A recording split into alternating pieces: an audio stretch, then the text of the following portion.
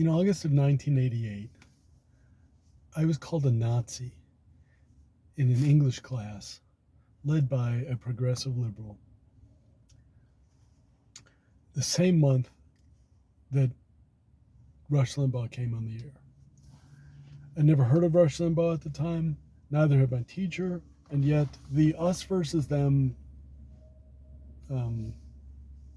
philosophy had already been come into existence. I want to talk about that philosophy today, and I want to talk about how my response, which was not just join the conservative resistance,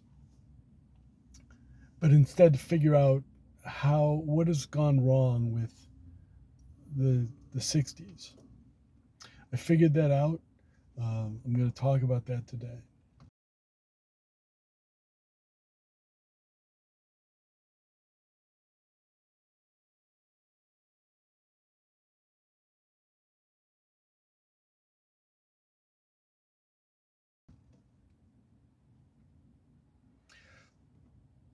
So my philosophy that I detail in my book is based on the idea that Andrew Breitbart began, which is that culture is upstream from politics. And in my view, politics is upstream from culture. And at the visceral level of politics, people on the right are adamant that people on the left are idiots, and people on the left are adamant that people on the right are idiots. And so in that world, I turn out to be what I call a man without a country. If you talk to me about conservatism, I'm pretty liberal. So conservatives view me, and they've always been this, it's always been this way. Conservatives view me as a very liberal person, whereas liberals view me as extremely conservative. I went to school and I studied the Middle Ages, which, if you don't know, is it was anyway, when I went to school, the most conservative field in literature. And my favorite authors are Dante, Chaucer in the Middle Ages, and my favorite poet of all time is Shakespeare. Very mainstream people to worship. And within that realm, I think that in the political realm, people are very quick to say, have questions for me, and then if I can't answer the questions in a way that accords with what they think, then I immediately am put in the other side of the aisle. And it happens to me on both sides of the aisle, which I've gotten used to, but it's kind of odd. But I think that's because in the three-tier system, philosophy, culture, and politics, at the top is philosophy, and in the philosophical sense, both sides of the aisle are making what I think is a category mistake, which is something that philosophers talk about, where you make it doesn't really matter. So at the bottom of that pile, people on the right are, as I said, adamant to blame everything on the people on the left, and people on the left are adamant to blame everything on people on the right. And that comes actually from the 1960s, when people started to, after the world transferred its power from Europe to America, after the destruction and the absolute physical destruction of the cities of Europe and the educational system of Europe, which had been destroyed physically, but also intellectually, because at the Nuremberg trials, the defendants would say, well, we're just following orders, which means that hierarchy that's built above you, you can blame them as a way of getting out of taking responsibility. So after that happened, the philosophy of Europe, which had failed on a much grander scale, The philosophy of Europe was feudal, right? It's a hierarchy, and you had a definite sense of where you were in that order. And America is just not built that way. America is built on democratic principles. And so after World War II and after the Nuremberg trials, people started to think, well, maybe we should reconfigure our minds to a more democratic system. And so you had the old one-to-many system where one person was being serviced by everybody in a rigid hierarchy, was transferred to America, where it's a bottom-up society where everybody could vote and had a say in the world. Out of that came books like Donald Murray, whose book I can't remember. I had it. That was the book I was given in the course I took, where my teacher called me a Nazi. And Donald Murray's a kind of a lightweight thinker, but he's okay. And Peter Elbow, who just gave you the sense that you related to the world by taking external facts into your private domain mind, adding something unique to it, and then expressing yourself in the public domain. And that in the 60s and 70s especially was fine. When Ronald Reagan got elected to the presidency, he decided to take on that standard model. He looked at the external world, brought things into his own internal mind, added things to it, and expressed it in the world. Except he had a different philosophy about what had happened. Both, in the philosophical sense, both the liberals and the conservatives thought they had perfected the world, and the only thing left to do was to clean up. And the way you cleaned up was you laid out everything you stood for, which is good and moral and kind and wonderful, and everything that the other side was doing wrong, and all you had to do was lecture them. So you get the us and them system out of that. And from that point, you get people who just, in the 60s and 70s, would lecture you, and liberals, because they owned the 60s and 70s, because they were on the cutting edge of that one-to-one relationship model when it first came along. But Reagan figured that out, and then he came up with his own model saying, we us conservatives understand the way the world works, and them liberals, they're Marxist. And to this day, in 2024, after the election of Donald Trump for his second term in office, people are still fighting the Cold War. We're literally fighting a Cold War with Russia in Ukraine right now, but we're also intellectually fighting that war, where every conservative I hear on the radio is talking about the communism of the other side. And the liberals, they've been flirting with communism since the 60s, because they, and both sides believe, well, Marxism is based in the larger world of the Enlightenment, which said that if we could just get rid of others, then we can have a perfect society. That starts with Hegel in his philosophy of right.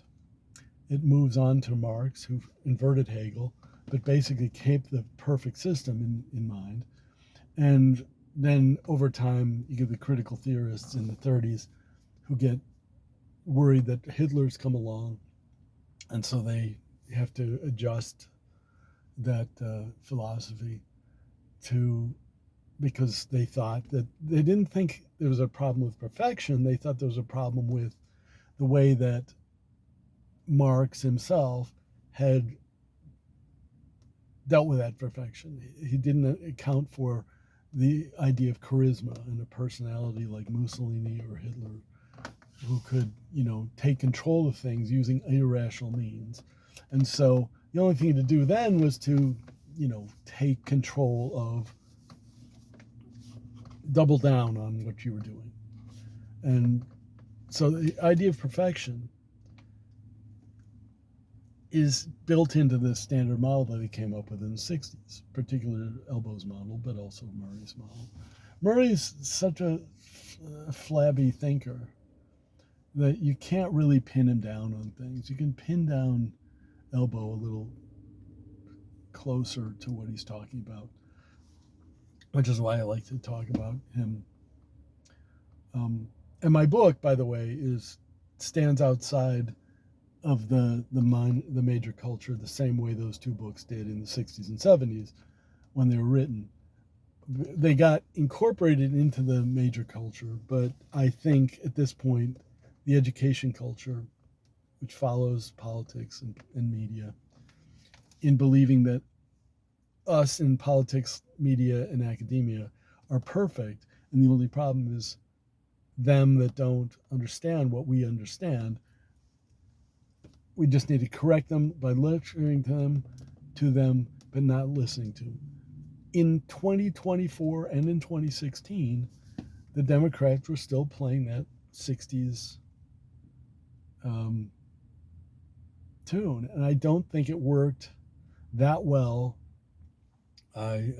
Yesterday I was talking about the fact that it's not 1972 anymore. I still think it's true. You can't run in that anymore. That idea of being perfect is over. And in a future video, I'll talk about that. But out of that thing that's in your head already through your education, comes the idea of perfection. When I was in graduate school, I studied the Middle Ages. Nobody thought the human individual was perfect.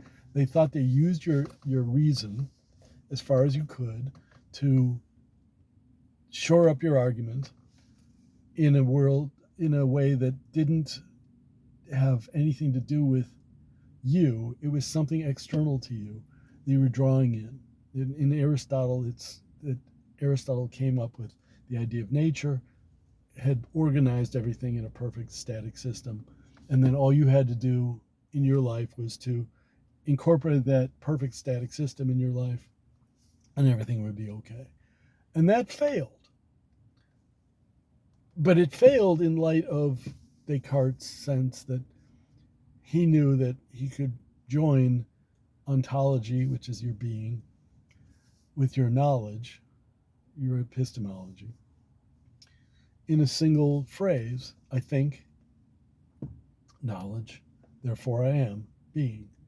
And so once you have that interchange between your being and your knowledge, and you believe everything is perfect, as Descartes did, you don't have to worry about anything anymore. All you have to do is think about things yourself, and everything will work out fine. That turned into the standard model. And that, in turn, has turned into something where the imperfections that people are still complaining about have gotten worse and worse, because if you don't correct something, this is something I learned in my book that I wrote on Edmund Spencer, which is the model on which I base a lot of my new thought. In that book, at the very beginning, the main character of the poem, well, not the main character of the poem, but the main character of the first book of that poem is named Red Cross. And Red Cross defeats error by directly stabbing her, but he thinks her children, who will eventually grow up into error, serious adult errors, he just bats them away. He doesn't use his reason, and to me that means the Red Cross is a flawed character.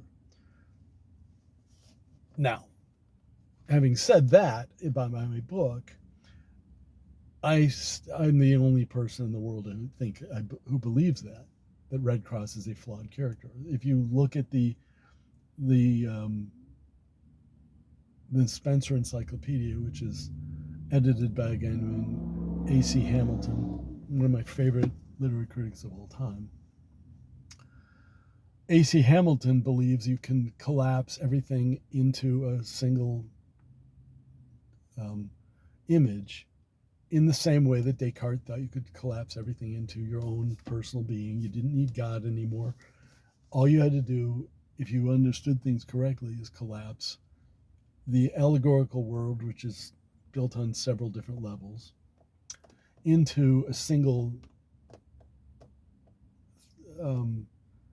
image where you could get all the things you need and nothing was left out. It was perfect in the same way that I was talking about the perfection of the standard model and the perfection of others.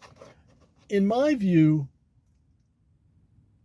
that was very obvious to me when I was reading it the first time in 1989, that there was something wrong with Red Cross. And I brought this up with my professor, and he thought I was crazy, because he had, on the one hand, he had all these people who were telling him and building up in his own head the idea that that Red Cross is a perfect guy. And on the other hand, there's me, some a-hole who just doesn't understand. And the only thing you had to do in your life was to lecture me, but never listen to me. So I never got, in my whole life, I never got anybody to really understand what I was trying to do, which is I thought there was a problem with Enlightenment aesthetics, and nobody really realized that. So at this point, with the failure of the us versus them system, which is still going to go on for a long time, but with the failure of the us versus them system on the Democratic side, because that's where it started, and eventually the conservatives will catch up to the fact that they're just not so perfect and right that the only thing they have to do is lecture liberals until they go away. There are imperfections in the world that cannot be solved for using the us versus them system. And that's why politics since 1972 has traveled back and forth between conservatives and liberals, and will continue to do so for a long time. I'm going to try in these videos, I'm going to try to make the case that for a different way of looking at the world.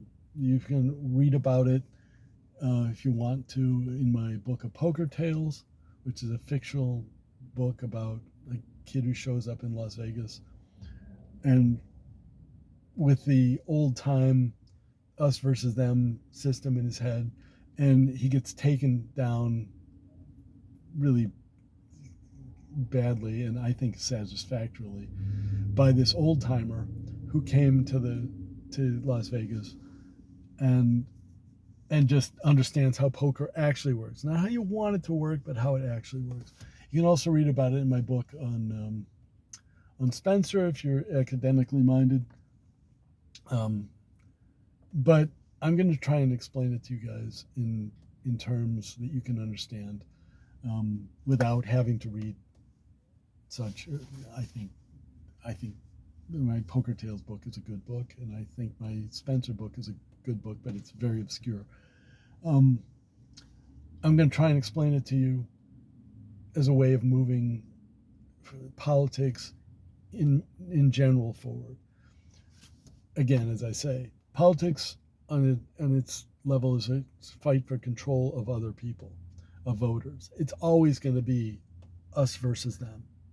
Culture, which the conservatives are starting to get a hold of after 40 years after Limbaugh came on the air.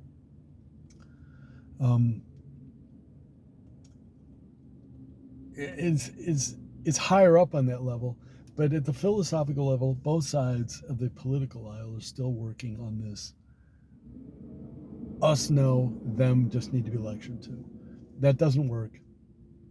I've explained to you why it doesn't work, and my plan is to show you a better way. Thank you very much for listening.